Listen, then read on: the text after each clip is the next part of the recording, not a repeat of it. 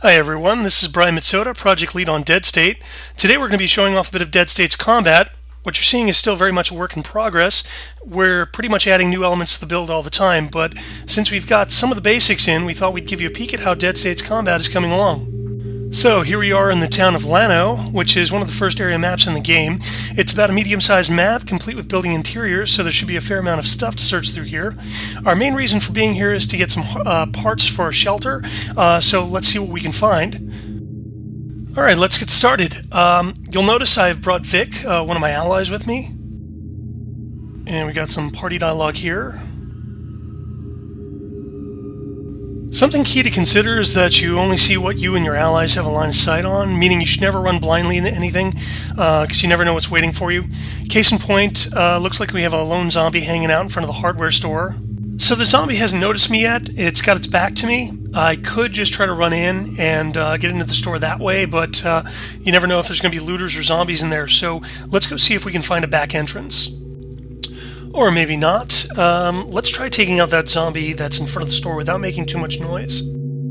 So I'll ready my crowbar and slide behind the store zombie. Now, if I had a certain weapon like a screwdriver, I could kill the zombie immediately. I'd lose the weapon, but I'd get a nice one-hit kill, and thus cut down on the danger of combat. Sadly, I don't, so this crowbar will have to be enough.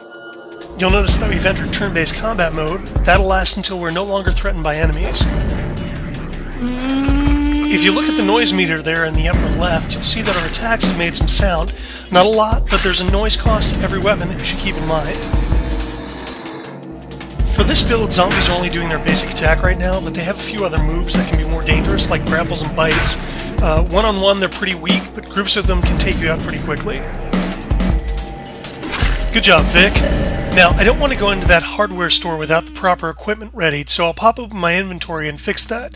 As you can see, my character has several different slots, 2 for weapons, 2 for items, and special slots for accessories and armor. I don't have any armor or accessories yet, but what I do have is a shotgun, and I'm going to equip that as my second weapon. I'm going to drop some ammo in the first item slot. Think of those as pockets. Let's head in. Something to remember about Dead State is that combat is dangerous, and killing things doesn't earn you skill points. Gathering items for your shelter and completing objectives is where you get those, but combat can be unavoidable now and then, so it makes sense to be prepared. That back room looks like a good place to find parts. Let's check it out. Parts are used to build a lot of stuff back at the shelter, everything from upgrades to the perimeter fence to new armors. And it looks like there's another corpse in here. I don't want to make too much noise, so I'm switching to melee. I'm going to try and get by her and into the shop.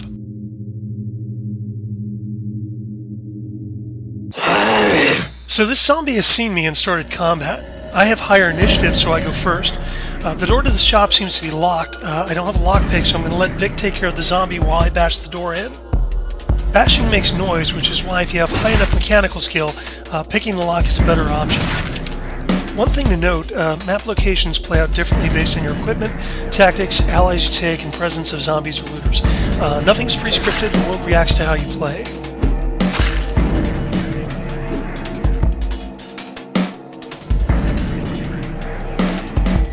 That did the trick. So, let's loot this place. We've got a lot of good equipment left on this shelf, including a lockpick and a lot of those parts I hope would be in here. I've also picked up a sledgehammer, which is a much more powerful melee weapon, so let's equip that. Vic's using a machete, which is why he's not doing too much damage to that zombie. Plated weapons are better on humans because they can cause bleeding, not really an issue for zombies. This sledgehammer is a lot better choice, but it costs more AP to use.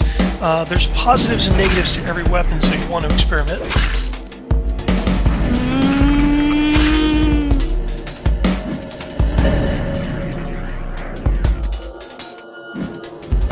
In theory, the sledgehammer is a great weapon, provided I hit it.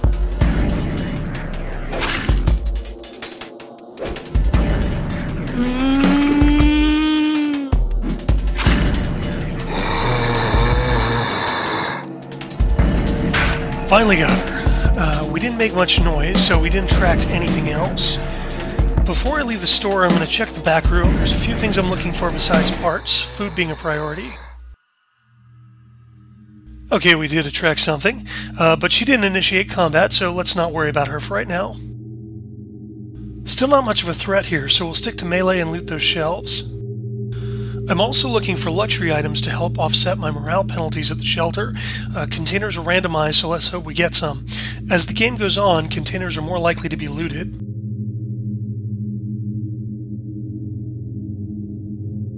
Again, I think I'm going to let Vic handle this one while I loot stuff.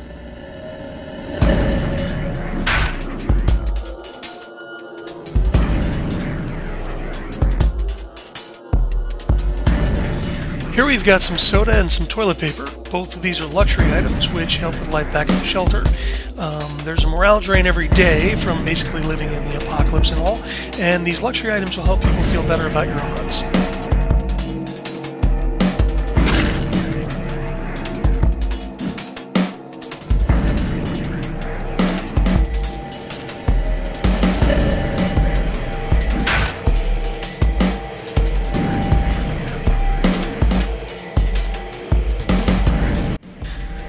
So I'm still thinking about that diner I saw back there, the one with the 3 zombies in front of it. They may have wandered off by now, and I could definitely still use some food for the shelter, so I think I'm going to sneak around the back of that restaurant and see if I can get in. If you're wondering about the big blue zones around the map, those are the exits to the level. When you're ready to go, head to those spots and you'll be back on your area map.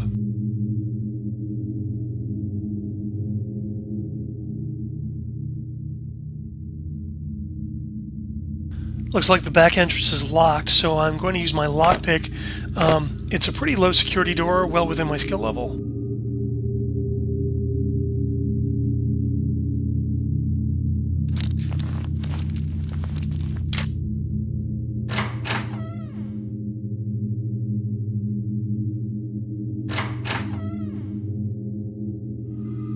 Time to check these shelves for food.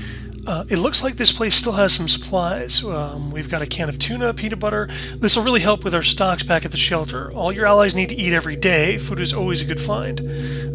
Let's check the main dining area and see if we can find anything else.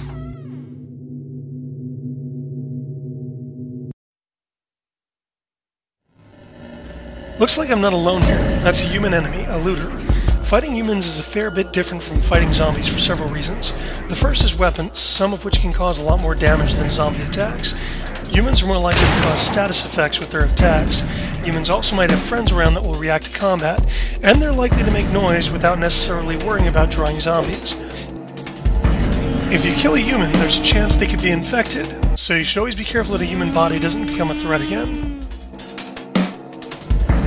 Just so you know, if the looter looks like they're not doing anything, they're actually reloading. I don't have a reload animation right now.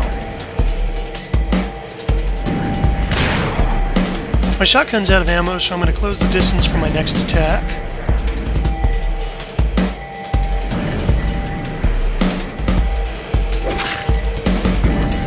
So that takes care of the looter, and ironically I'm going to loot him. That's a pretty good haul for the day. I've got food, I've got parts, I've got luxury items, and nobody got killed or infected, so seems like the folks back at the shelter will be pretty pleased at my work.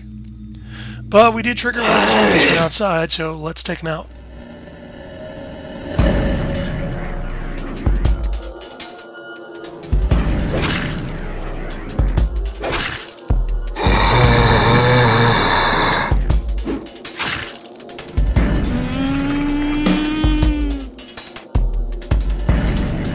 So that was a pretty successful run, but before we go, I'm going to try and run up the noise in the hardware store and see what would have happened if we had used guns instead of melee.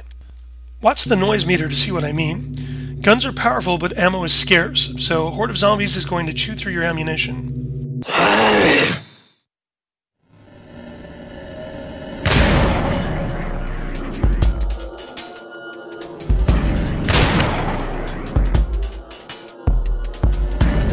Noise not only summons enemies from the area, but if it goes high enough, zombies will enter the map. In a store like this, getting mobbed would make it difficult to get out safely. Allies that fear zombies would be more likely to panic.